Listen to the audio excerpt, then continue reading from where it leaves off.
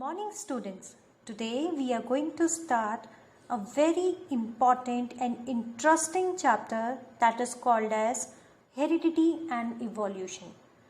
This chapter is very much related to our previous chapter, that is how do organisms reproduce. Before we start this chapter, we should know the meaning of the term heredity and evolution. We will study about both the terms in detail. So first of all, we will study about the heredity. If I ask you to describe any of your classmate, you can easily do that by saying that, ma'am, he is tall in height, he has wheatish complexion, the color of his eyes is blue, etc., etc. These type of features are known as recognizable features, or the features by which you can easily recognize a person. These such features are called as traits or characters of a particular individual, and transfer of such trait from one generation to another is known as heredity. When a person does something wrong, we usually say that it is in his or her genes, or his parents are also like that. Or when somebody sees to a newborn child, they usually say that his eyes are like his father, his nose resembles to his mother, and so on. Hence the transmission or transfer of traits or characteristics from parents to their offspring is called as heredity. We all know that sexual reproduction is a process in which two parents, one male and one female, is involved in the process of reproduction. These organisms produce sex cell or gametes, which are known as male gamete or sperm and female gamete or egg or ovum. The male gamete called sperm fuses with a female gamete called ovum to form a single cell structure that is known as zygote.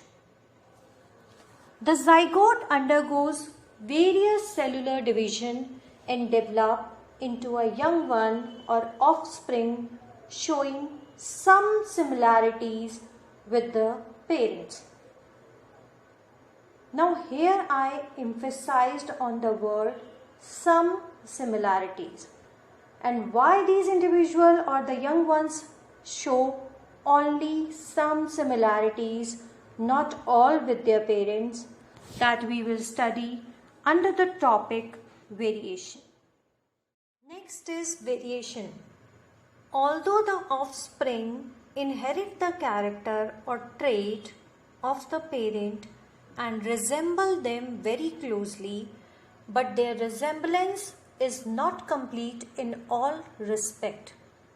The offspring are never ever a true copy or a photocopy of their parents.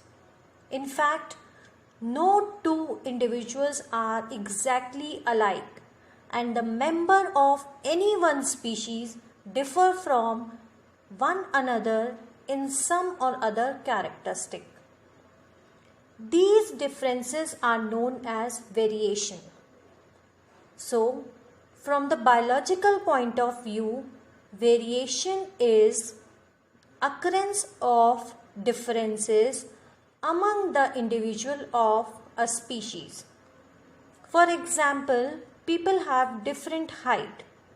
Human height is a trait which show variation. This is because some people are very tall, some have medium height, and some have short height.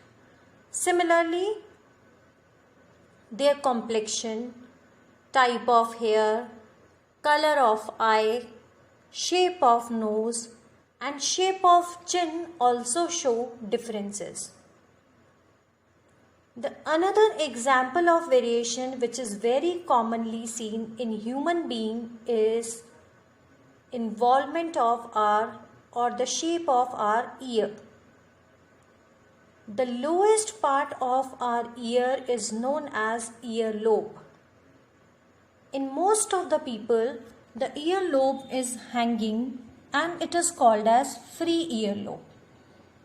But in some other people, the earlobe is closely attached to the side of the head and it is called as attached earlobe. Thus, most people have free earlobe, whereas some people have attached earlobe. So, this characteristic of the free earlobe and attached earlobe are the two variations which are commonly seen or commonly found in human population. In animals which reproduce by the process of sexual reproduction, a large number of variations are produced. It is due to these variations that no two human beings look alike, except in case of identical twins. From this discussion, we conclude that the number of successful variation is maximized by the process of sexual reproduction. That means if a person is originated or produced by or as a result of sexual reproduction, he or she will show maximum number of variation. That is the reason the variation is very necessarily for the process of organic evolution, which we will study later on.